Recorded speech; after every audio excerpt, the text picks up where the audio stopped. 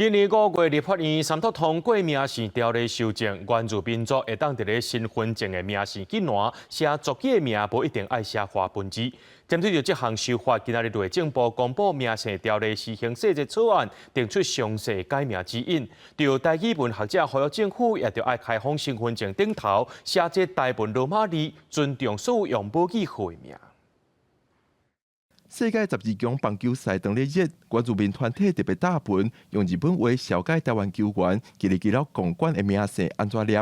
今年5月，立法院通过姓名条例修正，允准原住民族身份证用原住民文字写名姓，也通免写中文。拜四内政部公布姓名条例施行细则草案，让民众甲行政机关有依据。由原住民族委员会调查确认传统姓名文化灌输。再由内政部会同原民会订定指引，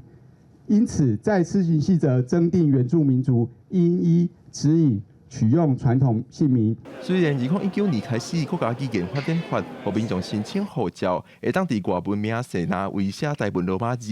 但是这摆姓名条例修正，只有开放使用原住民文字，也无就要用中文。学者呼吁郑家拿为和中文名姓、台文罗马字名姓做伙写伫身份证顶头。其实你就算一般咱台湾人咧，讲台语，还是讲客语，还是讲其他无共语言咧，嘛是有这个需要啊。你想无讲你搁加一段罗马字。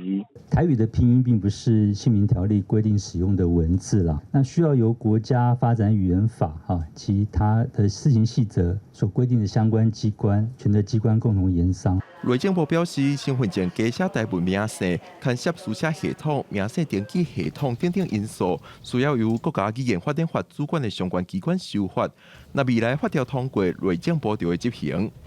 记者郭文林、玉凯台北报道。